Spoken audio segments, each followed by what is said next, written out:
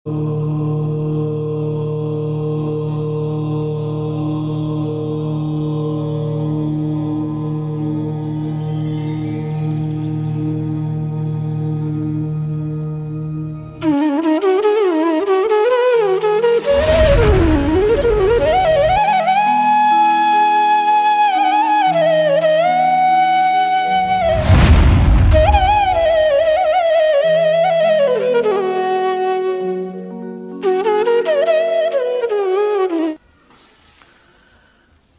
तो कौन सा पढ़ रहे थे? लब्ध उपयोग हो गया था। हाँ, स्पर्शन 9वां सूत्र 19वां हो गया था। चलना है। स्पर्शन रसन घ्राण चक्षु श्रोत्राणि। स्पर्शन रसन घ्राण चक्षु श्रोत्राणि। अब इंद्रियों के जो आगे हैं, ये संज्ञाएं जो हैं, इन संज्ञाओं के संबंध में कहते हैं कि कैसे का स्पर्शन, जो 5 इंद्री कही थी ना, पंच इंद्रियाणी शब्द आए थे। एक पंच इंद्रियां कितनी हैं? 5। उनके क्या भेद कहे थे? 2, द्रव्य इंद्रिय और। तो इन 5 इंद्रियों के नाम क्या हैं? स्पर्शन रसन घ्राण चक्षु और श्रोत्र। स्पर्शन रसन कहा तो घ्राणन क्यों नहीं कहा? स्पर्शन रसन कहा, घ्राणन क्यों नहीं कहा?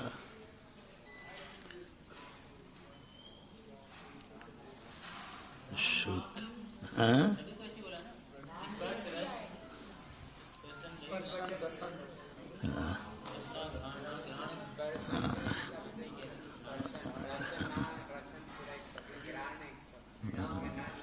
क्योंकि उसमें घ्राणन शब्द बनेगा ही नहीं। चक्षुष शब्द है, चक्षुष शब्द ही है स्पर्शन। और श्रोत्राणि, श्रोत्र जो है इस प्रकार से। लोके इंद्रियाणाम पारतंत्र वक्षा दृश्यन्ते। लोक में इंद्रियों की पारतंत्र वक्षा है। पारतंत्र वक्षा क्या कहलाती है? वे स्वयं करता नहीं है, दूसरे की प्रेरणा से काम करते हैं। नौकर स्वाधीन है कि पराधीन? क्योंकि वह स्वयं काम नहीं करता, दूसरे के कहने पे। इसी प्रकार इंद्रियां स्वयं काम नहीं करती। आत्मा कहती है मुझे देखना है तो दिखाएंगे, इसलिए पारतंत्र वक्षा होती है। अनेन अनेन अक्षणः सुष्ठु पश्यामि। अनेन अक्षणः यानी इन अक्ष के द्वारा, इंद्रियों के द्वारा मैं सुष्ठु यानी अच्छा देखता हूँ। अनेन कर्णेन सुष्ठु शृणोमि इति। मैं कर्ण के द्वारा सुनता हूँ। कर्ण नहीं सुनता, कर्ण के द्वारा सुनता हूँ। कर्ण सुनता है तो स्वतंत्र हो गया, करता। कर्ण के द्वारा सुनता है, परतंत्र हो गया। तथा पारतंत्र स्पर्शनादि नाम कर्णत्वम। इसलिए पारतंत्र जो स्पर्शन आदि हैं, इनमें कर्णत्व होना ही पारतंत्र है। कैसे उत्पन्न होते हैं? वीर्यांतराय मति ज्ञानावरण क्षयो समांगोपांग नाम लाहोष्टभादात्मनः स्पर्शते अनेन स्पर्शनम।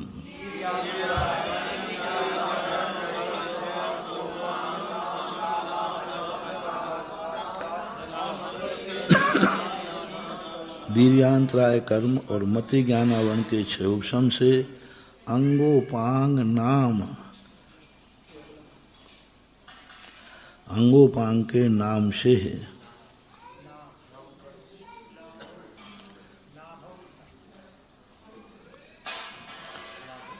हाँ, अंगोपांग नाम, नाम पूरा है, हलंत नहीं है नाम।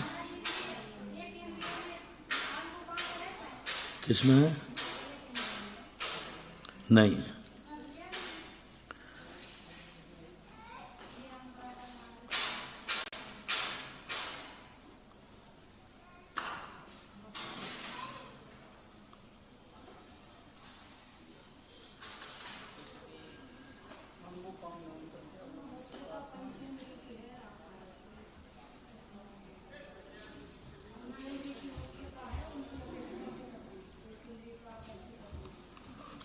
प्रश्न तो उठता ही है, क्योंकि स्पर्शन इंद्रिय पाई जाती है लेकिन अंगोपांग नाम कर्म का उदय नहीं होता। नाम लव अष्टम भात आत्मना, लाभ प्राप्त होने पर आत्मा स्पर्श करता है।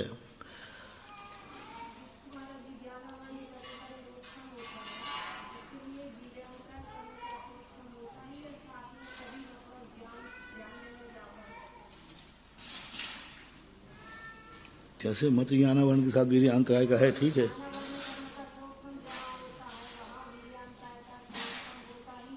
ठीक है,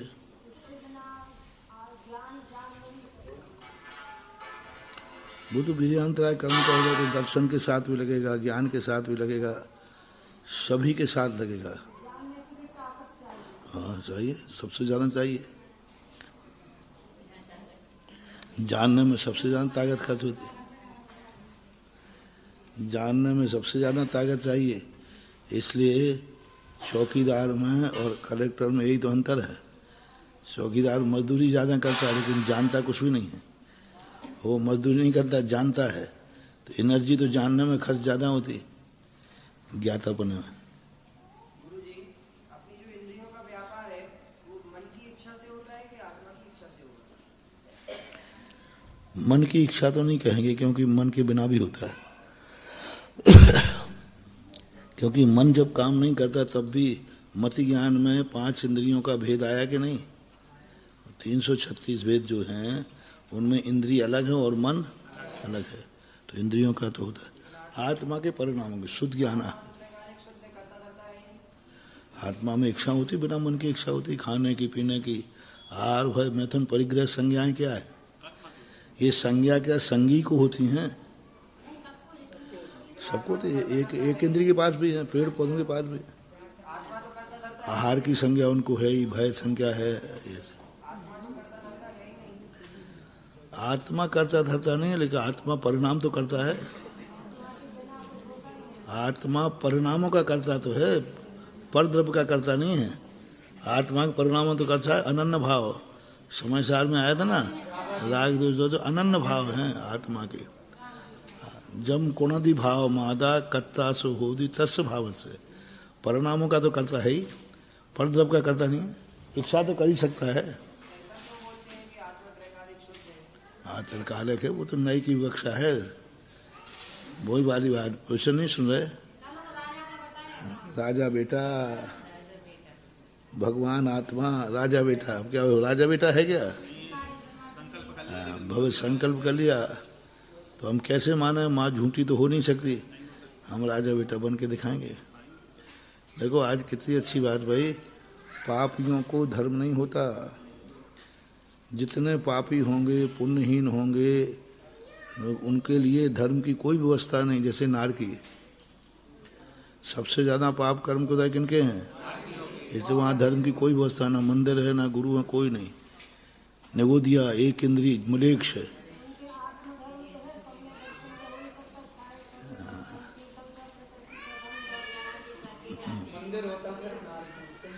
हम धर्म के आयतन की बात कर रहे हैं, वहाँ धर्म करने की व्यवस्था नहीं। और जहाँ पुण्य का उदय है वहाँ हर विमान में मंदिर है, और हर मंदिर हर विमान में, हर पंचायती मंदिर नहीं, व्यक्तिगत खूब धर्म करो, धर्म समझाओ। क्योंकि इसलिए धार्मिक अनुष्ठान जितने हैं सब पुण्यात्मा जीवों को हैं, पापी जीवों की कोई व्यवस्था नहीं। जितने जितने पापी जीव होते हैं, पुण्यहीन होते हैं, उनको धर्म, क्योंकि पुण्यहीन है वो धर्म का अधर्म कर ही नहीं सकते। अधर्म कौन कर सकता है? पुण्यात्मा। पुण्य के उदय में अधर्म होता है, इसलिए पुण्यात्मा के लिए धर्म बताया। पापी आदमी अधर्म कर ही नहीं सकता, क्या करेगा? एक इंद्री क्या कर्म करेगा? डर तो असंगी पंचेंद्री को है। असंगी पंचेंद्री को धर्म की कोई व्यवस्था नहीं, क्योंकि वो कितने पाप करेगा। स्थिति भी कर्मों की कितनी मानता है। यदि नरक भी जाए तो वो पल्ल के असंख्यात भाग प्रमाण मानता है। स्वर्ग नरक में भी जाता है, छोटी सी उम्र में जाता है संगी तो 7 नरक तक जा सकता है। तो पुण्यात्मा ज्यादा पाप करता है, इसलिए आज प्रसंग था, सुख के दिनों में पाप मत करो, बस दुख के दिन में करना हो तो कर लो, चल जाएगा। है? नहीं तुम तो गार्डन में जाओ, सुख दुख के दिनों में जाओ वहाँ।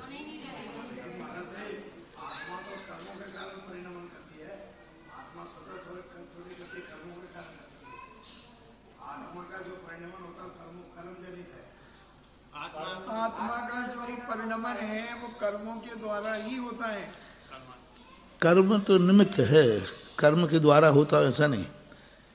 कर्म तो कर्म के द्वारा होता हो तो फिर अपन कभी पुरुषार्थ कर ही नहीं पाएंगे। कर्म भी तो हमारे द्वारा प्रेरित है। जैसे 4 बजे अलार्म घड़ी बजी तो वो घड़ी बजी है सो तुम उठे हो कि तुमने घड़ी में अलार्म भरा था सो? हाँ तो 4 बजे घड़ी अपने आप बज गई कि हमने भरी थी? बस कर्म का सिद्धांत यही है। भरी थी हमने शाम को और वो बजी शाम को सुबह 4 बजे। 4 बजे जब बजती है तो गुस्सा आता है, 4 बजे बजती है तब गुस्सा आता है, और जब भरते हैं तब नहीं गुस्सा नहीं आता। अरे बिल्कुल 4 बजे बिल्कुल देखना अब 4 बजे उठाऊंगा। तो ऐसे ही कर्म है। कर्म जब हम भरते हैं तो अच्छे लगते हैं, और जब कर्म बचते हैं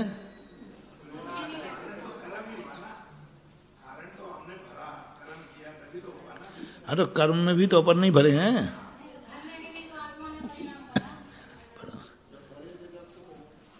दोष तो अपने परिणामों का ही है, कर्म नहीं। कर्म तो अपना ठीक है, वो तो व्यवस्था है। अलार्म तो वो पुद्गल है। हमने खुद संकल्प पूर्वक भरा है कि हमें 4 बजे उठना है। उसने तो बेचारे आपका आदेश का पालन किया है, लेकिन उस समय नींद इतनी तगड़ी आती कि इतना गुस्सा आता है कि जल्दी भर गया, बंद करो। इसलिए गुरुजी आपको आचार्य जी का संस्मरण सुनाया था ना, इसी के लिए परसों प्रवचन में सुनाया था कि जब आचार्य जी बहुत खुश रहते थे, कोई चिंता नहीं, कोई टेंशन नहीं रहती थी, तो वो एकदम सीरियस बन के बैठते थे। उनको देखने से ऐसा लगता था कि बहुत ज्यादा कोई विकल्प है, कोई चिंता है। जब उनको कोई विकल्प या कोई चिंता होती थी तो वो खूब हंसते थे और हंसाते थे। परसों सुनाया था आपने। हाँ तो वही तो है, हंसते हंसते रोना सीखो, रोते रोते हंसना। सुख के दिनों में पाप नहीं करना बस, क्योंकि सुख के दिन में किया हुआ पाप निधत्त निकाचित कर्म बनता है और दुर्गत बहुत ज्यादा खतरनाक है। जो दिन अच्छा हो, जैसे कोई भी दिन में लगता है कि आज जन्मदिन है, अच्छा है, उस दिन गलत मत करो, उस दिन अच्छा करो, क्योंकि दिन अच्छा है। अच्छे दिन के दिन अच्छा करो, बुरा करना है तो बुरे दिन के दिन बुरा करो, करना है तो कर ही नहीं पाओगे। गरीबी में जुआ खेलो, अमीरी में मत खेलना बस। इसलिए कर्म ने व्यवस्था क्या बनाई, गरीबों की चिंता मत करो क्योंकि वो तो पाप कर ही नहीं पाएंगे। चिंता अमीर की करो क्योंकि ये पाप करने में समर्थ है, ये अनर्थ कर देगा।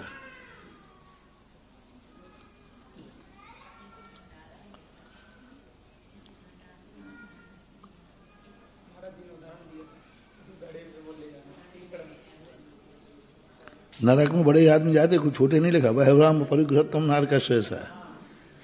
बहुत आराम परिग्रह करने वाले जाते हैं। आपने बताया था ना वो कीचड़ में वो ले जा रहा है वजन रख के, तो उसको बचाओ वजन वाले को। हाँ, गरीब तो खाली है।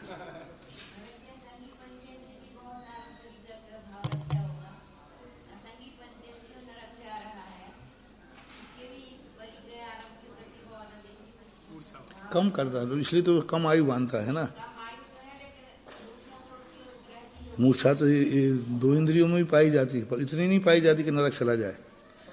ये जो मधुमक्खियों का संग्रह कर रहे हैं, चींटियां जो बिलों में, दीमक देखो कितना माल रखते हैं, चींटियों के बिलों में देखो कितना चावल निकलता है। गुबरीला देखो वो गोबर को पीछे के पैरों से यूं करके ले जा रहा है। तो मूर्छा तो है, लेकिन इतनी मूर्छा नहीं है कि दूसरे का विनाश करके करे। 2 प्रकार का है, परिग्रह ही नहीं है, आरंभ और परिग्रह। वैवारंभ परिग्रह, तुम परिग्रह अकेला कारण नहीं है, आरंभ अकेला कारण नहीं है। परिग्रह आरंभ पूर्वक हो। आरंभ किसे कहते हैं? विनाश, सावध जीवों की हिंसा, हिंसा पूर्वक जो परिग्रह किया जाता है वो नरक गति का कारण है। अब वो चींटी जो कर रही है हिंसा पूर्वक नहीं कर रही है, इससे उसको नरक आयु का बंध नहीं होगा। और असंगी पंचेंद्रिय मूर्छा तो रखते ही है। उसको मारने का भाव नहीं आता, मारने का भाव नहीं आता, उसको खाने का भाव आता है। मनुष्य दुख देने के लिए खाता है, दूसरों को दुख देता है। उनमें भी जो मांसाहारी हैं कुदरत से, उनको उतना पाप नहीं लगता जितना, क्योंकि उनका उद्देश्य मारने का नहीं है, खाने का है।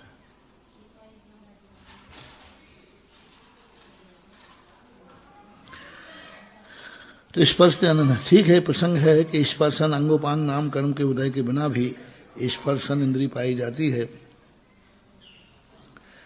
रस्यते अनैन रसनम, जो रस लेता है, रस्यते अनैन जिसके द्वारा रस लिया जाता है। घ्रायते अनैन घ्राणम,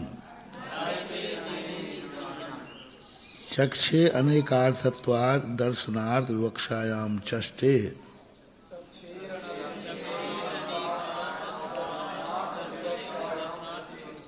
चक्षे शब्द जो है वह अनेक अर्थों में आया है।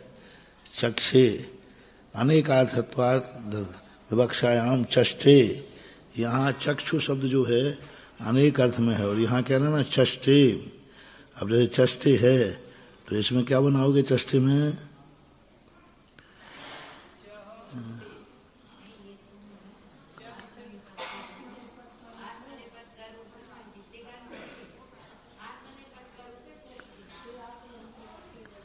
चष्टे अभी तुमने पढ़ा ही नहीं है, इससे नहीं आएगा।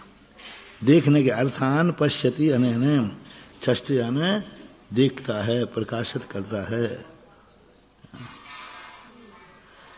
पश्यते अनैन चक्षु, देखता है। श्रूयते अनैन श्रोत्रम, जिसके द्वारा सुना जाता है। अब स्वतंत्र विवक्षायाम च दृश्यते है।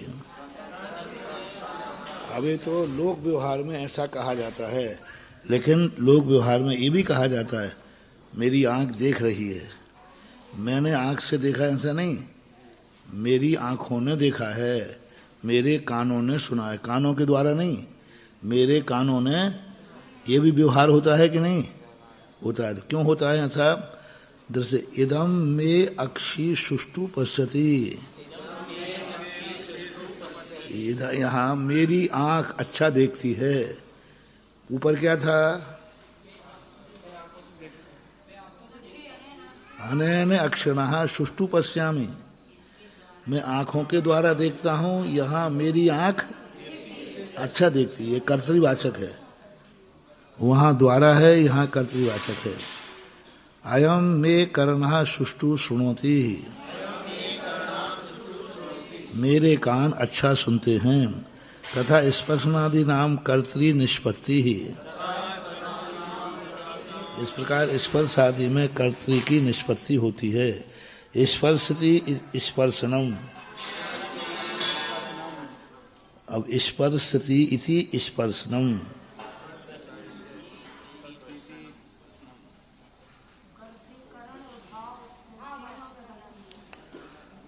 पहले तो करण आ गया, फिर आ गया कर्ता। मेरा करण देखता है। और स्पर्शति इसी स्पर्शनम, रसति स्पर्श के लिए स्पर्श करता, स्पर्श को ही स्पर्शन कहना। स्पर्शति ही यानी स्पर्श मात्र को भाव साधन में। रसति इति रसनम, जिघ्रति इति घ्राणम, चष्टे इति चक्षु, शृणोति इति श्रोत्रम। ये सब निर्देश कर्मा एकैक वृद्धि क्रम ज्ञापनार्थम, इनके निर्देश के बाद अब एक एक की वृद्धि के लिए यहाँ ज्ञापन करते हैं। तेषाम इंद्रियाणाम विषय प्रदर्शनार्थम माह, तेषाम इंद्रियों के विषय का प्रदर्शन करते हैं। स्पर्श रस गंध वर्ण शब्दास तदर्थाः, स्पर्श रस गंध वर्ण शब्दास तदर्थाः, स्पर्श रस गंध वर्ण शब्दाः तदर्थाः।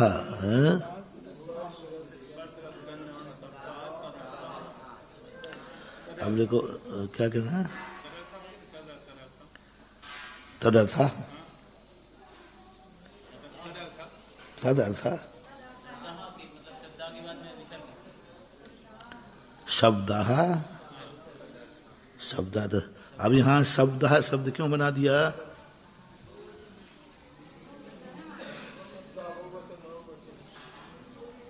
शब्दः शब्द बहुवचन है कि एक वचन? क्यों? शब्द का बहुवचन, ये 5 है ना, इस पर सत ज्ञान शब्दः, तो ये 5 जो विषय बना, इसलिए तद अर्थाः, उनके अर्थ हैं। ये 5 इंद्रियां हैं तो अर्थ यानी विषय, उनका विषय क्या है? स्पर्श का विषय, स्पर्शन इंद्री का विषय क्या है? स्पर्श। रस इंद्री का विषय क्या है? रस। ऐसा तो ऊपर था इंद्री का नाम और यहाँ था उनका विषय के नाम। द्रव्य पर्यायो प्राधान्य विवक्षायाम कर्म भाव तदना साधनत्वम स्पर्शादि शब्दानाम वेदितव्यम।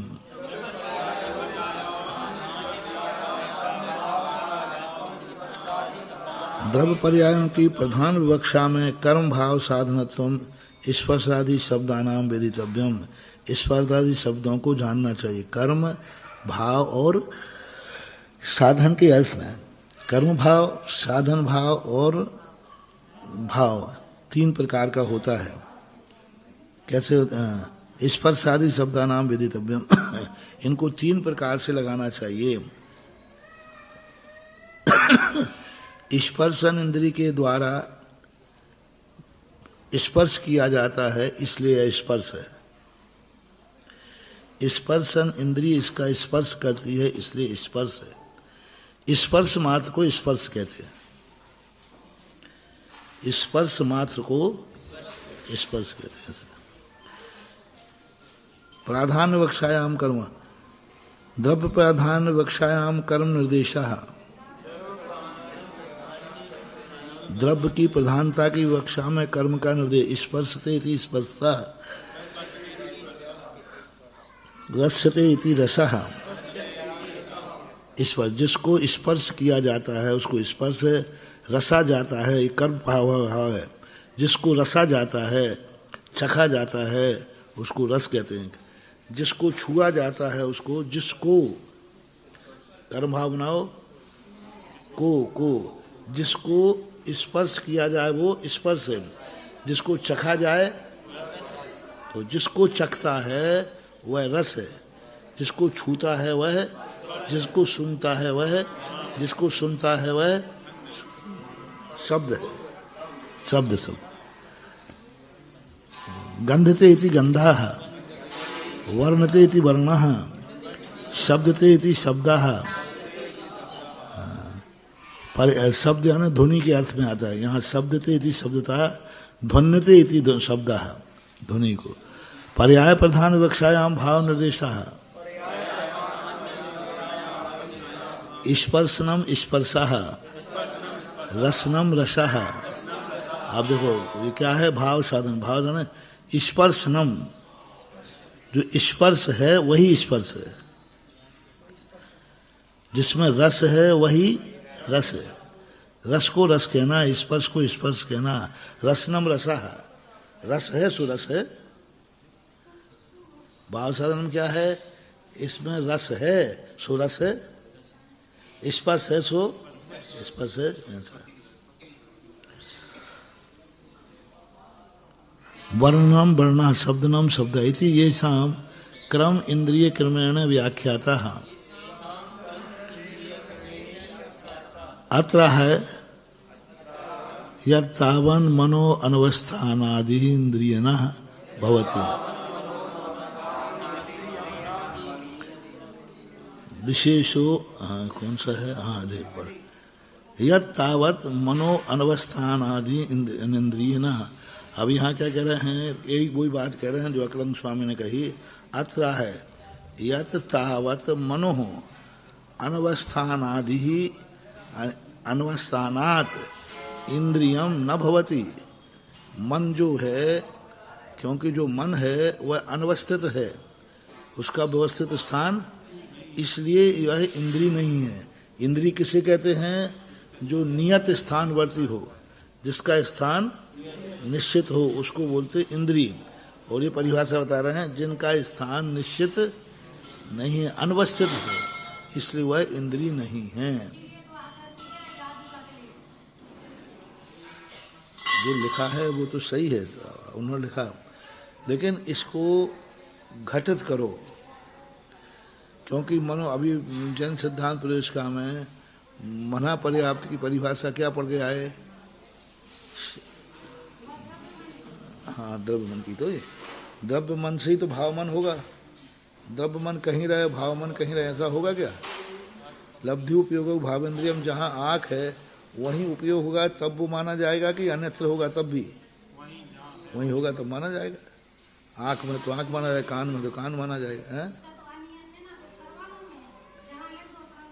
तो हमें जहाँ निर्माण करेगा, पहले से निर्मित हैं सब जगह अलग अलग, या तुरंत निर्माण करता है, बस इतनी सी बात है। हाँ, ऐसे करो कि 100 जगह कहीं भी इसके यत्र तत्र विचरंती थी व्यंतरा। विचरंती का अर्थ विचरण करने के कारण नहीं है, उनके यत्र तत्र निवास स्थान है, एक व्यवस्थित श्रेणीबद्ध नहीं है, जैसे भवनवासियों के हैं, जो तो सबके हैं। इनके कहीं ना कोई पहाड़ पर रह रहा है, कोई वृक्ष पर रह रहा है, कोई नदी किनारे रह रहा है, कोई मुहाने पर रह रहा है, उनके कोई निश्चित स्थान नहीं है। जैसे खेतों में झुग्गी झोपड़ी बनी रहती ना, ऐसे इनके जहाँ आए वहीं रह जाते हैं, वृक्ष पे ही रह रहे हैं हम लोग। घर है, मकान है, सब है, सब है, लेकिन ये स्थान निश्चित नहीं है। नहीं, निश्चित स्थान तो है, लेकिन व्यवस्थित कॉलोनी सिस्टम नहीं है। कुछ भाग में वो भी यद्यत श्रेणीबद्ध नहीं होंगे। भवनवासियों की श्रेणीबद्ध व्यवस्थित है, कॉलोनी है, रोड है, बाकायदा प्लानिंग है।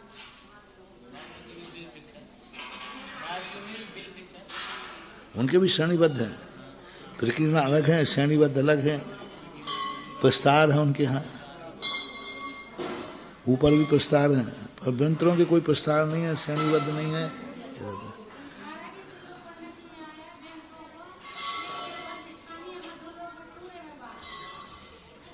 सब में बात, लेकिन बास वही है जहाँ अकृत्रिम चीजें हैं, जहाँ जहाँ नहीं, यहाँ बास नहीं है उनके, क्योंकि मूल शरीर लेके कहाँ रहेंगे यहाँ बताओ? वो तो है, तो पूरे मध्यलोक में बास है, यानी मध्यलोक में, पूरे मध्यलोक में बास है उनका, लेकिन कण कण में बास नहीं है। जैसे 2.5 द्वीप में पूरे में मनुष्य है कि नहीं, लेकिन बीच में खाली है नहीं, जंगल मंगल के नहीं। मनुष्य 2.5 द्वीप में है कि नहीं पूरे में, लेकिन 2.5 द्वीप पूरे का अर्थ क्या? बिल्कुल जगह नहीं है। ऐसे भी अंतर पूरे मध्यलोक में है, इसमें कोई संदेह नहीं है, लेकिन उन्हीं अकृत्रिम चीजों पर उनके होते हैं जिनका विनाश नहीं होता है। उन्हीं जगतियों पर रहेंगे जिन जगतियों का कभी विनाश नहीं होता, अकृत्रिम है। तालाब किनारे वही तालाब हैं जो हिमवन महापर्वत आदि पे हैं, उन तालाबों के किनारे हैं। ये किनारे नहीं जो तुमने अभी अकाल में खोद दिए, बाद में अकाल आया तो सब खत्म हो गए। अकृत्रिम चौराहे, अकृत्रिम उनके जो वास हैं, निवास, दो चीजें समझो, एक तो निवास और एक विचरण क्षेत्र। देवों के दो हैं, विहारगत क्षेत्र और निवासगत क्षेत्र। तो निवासगत क्षेत्र अकृत्रिम होगा और विहारगत क्षेत्र उनके बटे हुए हैं। जैसे ये स्थान हमारा भारतवर्ष है तो किसी ना किसी व्यंतर में बटा हुआ है, उसका विहार क्षेत्र यही रहेगा, दूसरा विहार क्षेत्र में नहीं आएगा। पूरा मध्य लोक बांट के रखा है देवताओं ने, वो एक दूसरे के विहार क्षेत्र में नहीं जाते, रहते नहीं, विचरण क्षेत्र वृक्षों पर विचरण क्षेत्र है, पर निवास नहीं उनके, निवास तो उनके भवन है। नहीं डाला महाराज जी, उन्होंने चौराहों पर, वृक्षों पर उनके निवास स्थान बताए, चौराहों अकृत्रिम आदि का विशेषण कहाँ डाला?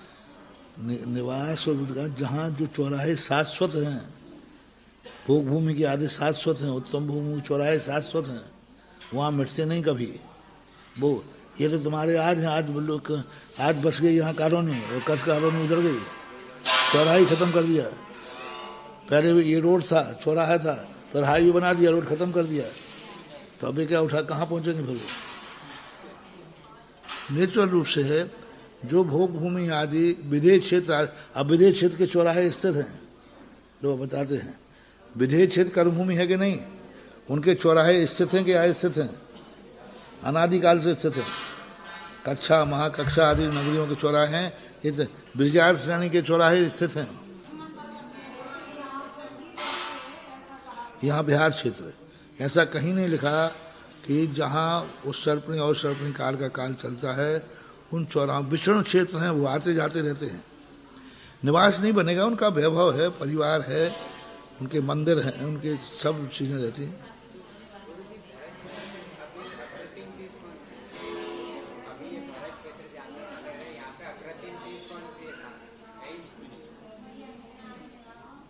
गंगा सिंधु नदी के मुहाने हैं कृत्रिम, जहाँ गिरती हैं वो, और रहते हैं, उनके क्षेत्र हैं।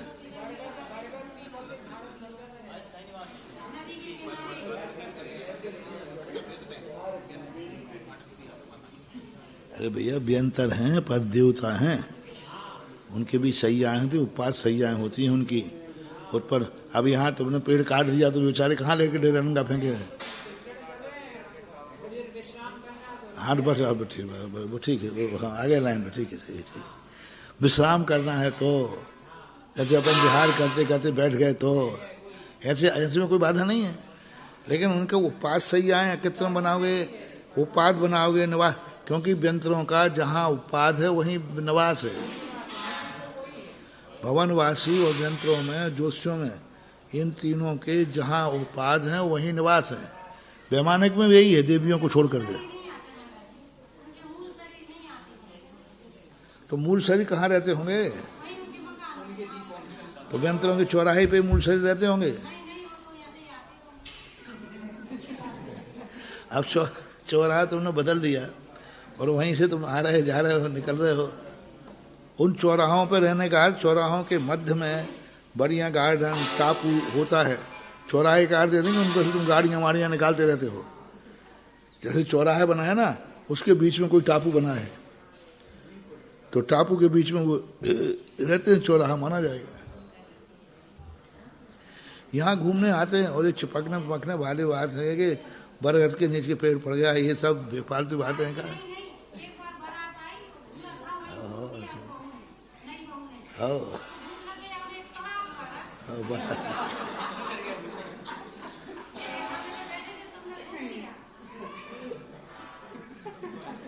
ये सब बेफालतू की चीजें हैं। डिप्रेशन में आ जाते हैं, डिप्रेशन में आते हैं, डिप्रेस हो जाते हैं। अरे सब अंदर ये हैं,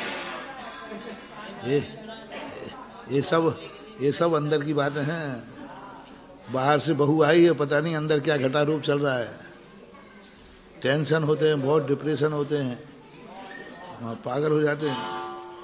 इच्छा के विरुद्ध शादी हो जाए, कोई महत्वाकांक्षाएं हो, महत्वाकांक्षा के विपरीत वातावरण बन जाए, जिंदगी गुजारना है और कोई महत्वाकांक्षा पाली थी उन्होंने और वो महत्वाकांक्षा उनकी पूरी होते नहीं दिख रही है, टेंशन हो जाते। अरे यहाँ तक देखा गया शादी के बाद रास्ते में नहीं आई बारात में, रास्ते में उसने सुसाइड कर ली, ट्रेन से कूद गई। क्यों कूद गई? डिप्रेशन, क्योंकि उसकी महत्वाकांक्षा पूरी नहीं हो रही। ऐसे कितने केस होते हैं। तो ये सब चीजें ऊपरी बाधा का, देखो ये सब चीजें नाटक हैं। ऊपरी बाधा जब हो, जब कोई अलौकिक करके दिखाए। अलौकिक करने का अर्थ होता है कि आप कमरे में बंद कर दो, सांकर लगा दो और वो बाहर आ जाए अपने आप और किवाड़ लगा रहेगा। आकाश में फेंक दो, नीचे नहीं। हाँ ऐसे लोग लाओ मेरे पास। हाँ हम नीचे पेन रख दे रहे हो, वो वहीं बैठा बैठा पेन हमारे यहाँ रख दे हुए।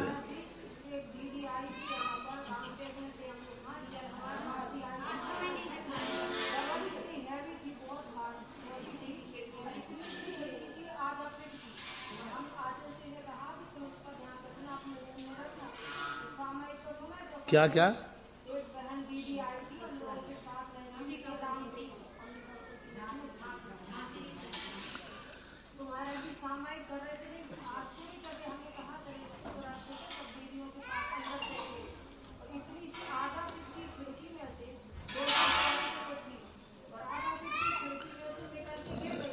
हाँ चलो ठीक है।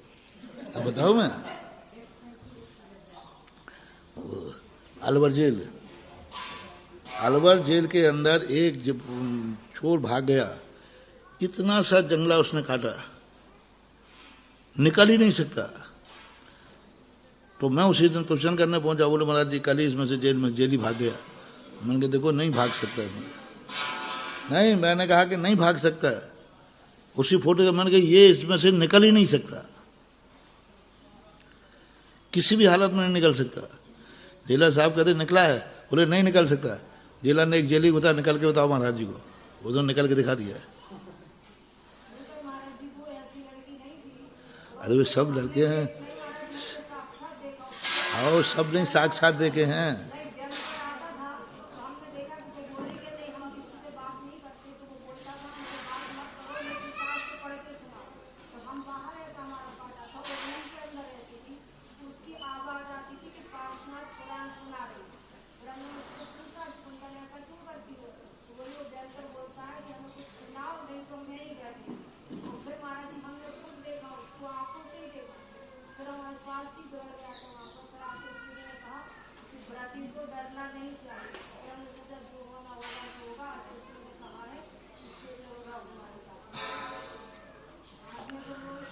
ऐसा कोई आगम में उल्लेख नहीं है।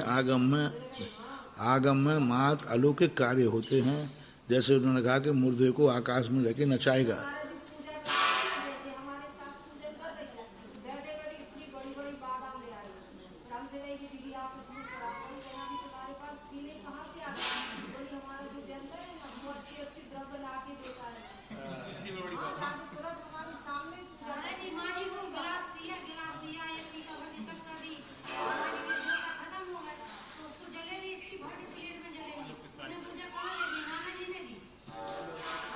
अरे बंगाली जादू भी दिखा देते जलेबियां।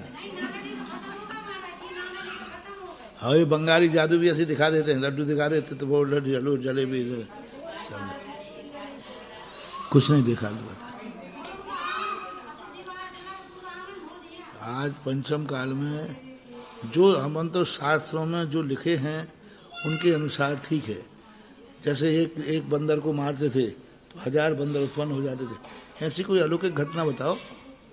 ये सब चीजें तो सामान्य रूप में देखी जाती हैं। मुझे प्रसाद सागर जी सुनाते महाराज जी, एक बेटी की शादी हुई तो उसके ससुराल जब तो वो खुश थी अच्छी, जब उसके ससुराल वाले उसे लेके चले गाड़ी में, आगे जाके वो रोने लगी थी। अब घर वाले घबरा गए, पता नहीं क्या हुआ, वेंतर आ गया, क्या हुआ ऐसे कहने लगी वापस लेके, वो वापस लेके गई तो मुझे घर पे ले चलो। वो लेके गए, पता नहीं क्यों घबरा गई।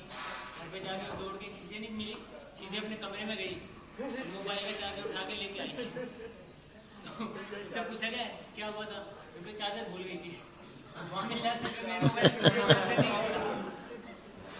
हमारे पास खूब भूतेड़े लोग आते हैं, भूतेड़े। और मैं भूतों को उतारता भी हूँ। मैं भूत उतारता हूँ, लेकिन भूत हो तो उतारो, जब भूत ही नहीं तो क्या उतारो। अरे सब कुछ सुन लिया बेकार। हम छानी में थे, छानी में यहीं टीकमगढ़ के 7 साल से भूत थे, बर्बाद हो गए भाई। सब ने इतने बताए, पर एक दिन उसको भरा मैं चला जाऊंगा, बस मुझे एक बार सुधा सागर के दर्शन करा दो। हाँ तो पहुंच गए हमारे पास। हम लोग तो गुजरात में थे, छानी, शांति सागर का छानी गांव है ना, छानी वाले महाराज, वहाँ पहुंचे। बोले महाराज जी ऐसी बात है, बस ये कह रहे महाराज के दर्शन करा दो तो चले जाएंगे। माँ जी थी, सब पूरा परिवार था। हम बर्बाद हो गए, 7 साल हो गए हमारे लिए। सब धंधा पानी सब चौपट कर दिए, सब बर्बाद है। अब हमने देख लिया, अपन तो सब जानते ही हैं। तो मैंने कि केस तो सीरियस है। तो हमने लोगों को कहा कि तुम थोड़ा सा इधर हो जाओ। मैंने कि माँ जी ये बताओ, मैं सब सही जानता हूँ। बोले आप सब जानते हैं, आप अंतर्यामी हैं। तो मैंने कि मैंने जान लिया है कि तुम्हें कोई भूत नहीं है। अब बोलो परिवार वालों से कहूँ? बोले महाराज मत कहना, वो आप पे पूरा विश्वास करते हैं और आपने कह दिया नहीं है तो ये लोग हमें मारेंगे पीटे, पाखंड नहीं कहेंगी, महाराज ने मना कर दिया है तो हमने अब क्या करें बोलो। अब तुम में तो कोई भूत है नहीं, तुम्हें नाटक क्यों करती हो। तो उन्होंने कहा महाराज जी सुनो, ये जो बहू आई है ना ये हमारे लिए कोई काम नहीं करती, इतनी लड़ती थी मेरे से, खाना नहीं देवे, चाय नहीं देवे, सब नहीं करे। तो एक दिन ये पिक्चर देख रही थी तो भूत वाली पिक्चर थी तो ये डर गई, तो हम समझ गए भूतों से डरती है। तो बस उसके बाद अब मैं जब भूत भरती हैं तो ये महाराज जी 7 साल से बिल्कुल मेरी बहुत सेवा कर रही है, अच्छी यथार्थ घटना है। आज सबसे सेवा करती, सभी कुछ नहीं, सबसे पहले हमें चाय पानी देगी, भोजन कराएगी, शाम को पैर पड़ के सोती है, सब करती है। मैंने बस इतनी सी बात है। तो मैंने कहा देखो अब घर बर्बाद कर दिया तुमने, सब वो सब में घूमते हैं, आज के बाद तुम्हारे ये सब काम होंगे लेकिन तुम्हें भूत नहीं आना चाहिए। तो महाराज यदि सब बहू यदि नहीं लड़ेगी तो नहीं आएंगे।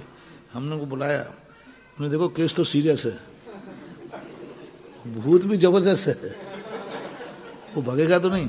बस एक शर्त है कि बहू सुबह उठ करके माँ जी के पैर छुए और स्वयं चाय पीने पर इनको पिलावे, भोजन कर, इन्होंने कोई चीज मांगी तुरंत देवे, और जिस दिन नहीं दी उसी दिन भूत आ जाएगा। तो बहू कहती महाराज जी हम तो भूत पाँव पड़ेंगे, सब कुछ करेंगे, इनको सिर पर रखेंगे, बस माँ जी को भूत नहीं आना चाहिए। मैंने कहा नहीं आएगा लेकिन गड़बड़ मत करना। बस दोनों भेजा, वो घर आज सुखी है।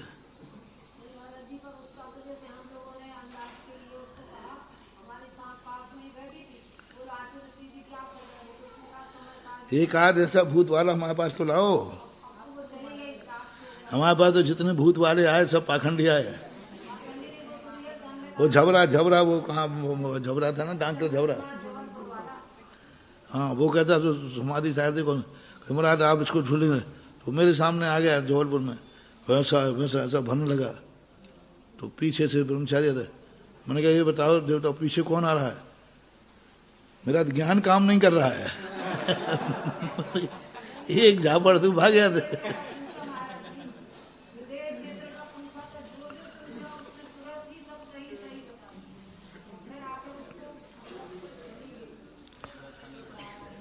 जयपुर में एक व्यक्ति था जो सब बता, तुम क्या कर रहे हो 24 घंटे में किसी भी बता देता था, सब बता देगा। वो दिनेश गंगवाल दोस्त था उनका, वो अपने घर बैठे बता देगा कि इस समय यहाँ क्या कर रहे हैं। तो उनका ठीक है तारीख निश्चित करो, नहीं तुम आज बताना। उस दिन सब हमने उल्टे काम करे, सब काम हमने उल्टे करे। एक व्यक्ति उसका हमने अपने पास बैठा लिया और एक हमारा व्यक्ति वहां बैठा रहा। मैंने इसकी बातें टेप करो, हमारी बातें भी टेप करो। हमने उस दिन पीछे को ऐसा पकड़ा,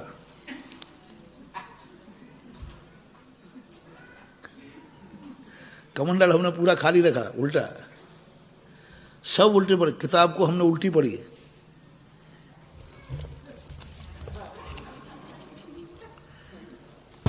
और ब्रह्म क्या मिला लो, उसे क्या मिल रहा है।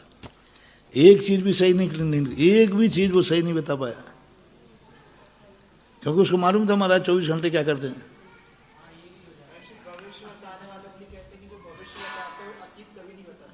हाँ वो तुम जानते हो।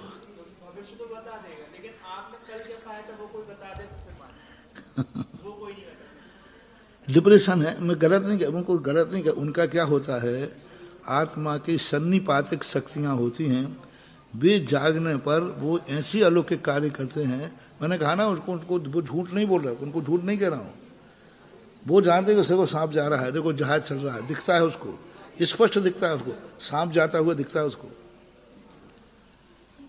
मतलब ऐसा नहीं कि वो झूठ बोल रहा है, ऐसा नहीं है, पर है डिप्रेशन, ये ऊपरी बाधाओं के रूप नहीं बनते।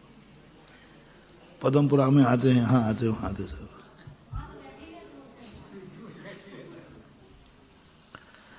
चलो अपन क्या करना, अपन को तो भूत नहीं लगी पक्का है, अपन तो दिमाग अच्छा है, बढ़िया।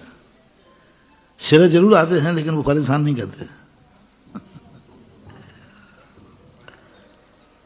एवमेतेषु संसारेषु दुविधेषु इंद्रिय भेदात् पंचविधेषु ये पंचेन्द्रिया तद्भेदस्यानुक्तस्य प्रतिपादनार्थम।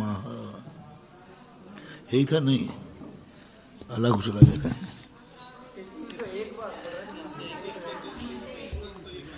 हाँ, अनवस्थान मन का चल रहा था। मन से अपन कहाँ पहुंच गए? व्यंतरों पे। मन से कहाँ पहुंचे? अनवस्थित। अन्यत स्थान इंद्रियम न भवति प्रत्याख्या। तो ये कथन है, इसको नकार नहीं रहा हूं। इन्होंने भी माना, राजवार्तिक में, श्लोक वार्तिक में, सब में यही बात मानी है, लेकिन वह चिंतन में आ नहीं रहा, तर्क से घटित नहीं हो रहा। ये कहना मेरा, क्योंकि पर्याप्तियां आदि जो हैं उनको बनाने में टाइम लगेगा। हाँ, भाषा पर्याप्ति हटा दी जाए, ये मन पर्याप्ति, तो फिर कोई बाधा नहीं।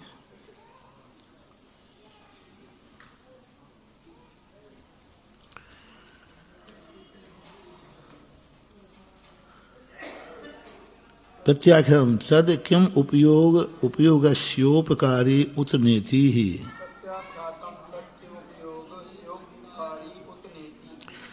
यह मन जो है कैसा है? तद किम उपयोगस्य उपकारी उत नेति। यह जो मन है, जो अनवस्थित है, इंद्रिय नहीं है, तो क्या उपयोगी है अथवा नहीं है? तद अपि उपकारी एव, वह भी उपकारी ही है। तेन बिन इंद्रियाणाम विशेषु स्वप्रयोजन वृत्ति अभावात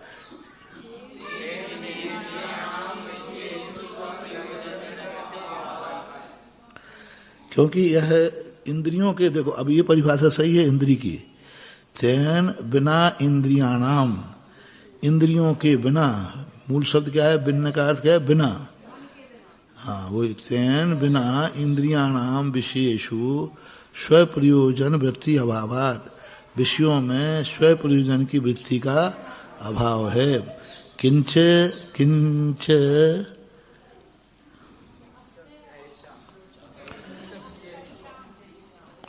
स्पर्शा होना चाहिए, स्पर्शाम मिट गया थोड़ा।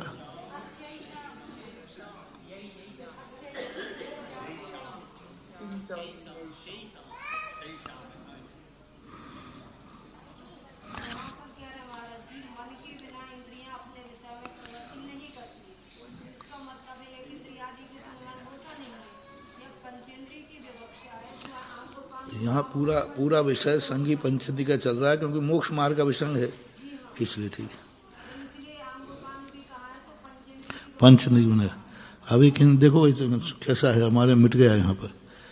किंच शेषाम, ये शाम है क्या? बिंदी है?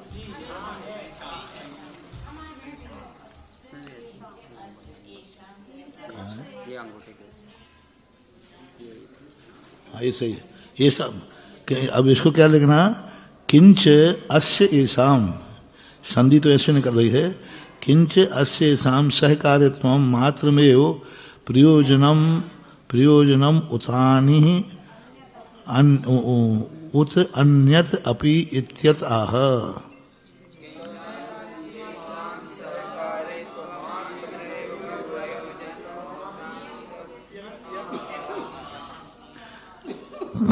किंच से सहकारित्व मात्रयो, जो अभी आपने कहा कि मन जो है, इंद्रियां जो है, मन की सहायता के बिना कार्य नहीं करती हैं, यानी मन इंद्रियों का सहयोगी है। तो क्या मात्र सहकारित्व मात्रम एव, क्या मन मात्र इंद्रियों का ही सहायता करता है? प्रयोजनम उत अन्यत अपि इत्यतः है, क्या उसका और भी कोई प्रयोजन है? तो कहते हैं श्रुत मनिंद्रियस्य, श्रुत मनिंद्रियस्य है। शुद्ध ज्ञान विषयो अर्थात श्रुतम, शुद्ध ज्ञान जो है विषय है, जिसका अर्थ श्रुतम। ये भी संगी पंचेंद्रिय का विषय है, क्योंकि श्रुत तो एक इंद्रियों में भी पाया जाता है कि नहीं? पाया जाता है। सा विषयो अनिंद्रियस्य है, यह जो श्रुत है अनिंद्रिय का विषय है। परिप्राप्त शुद्ध ज्ञानावरण क्षयोपशमात्मना,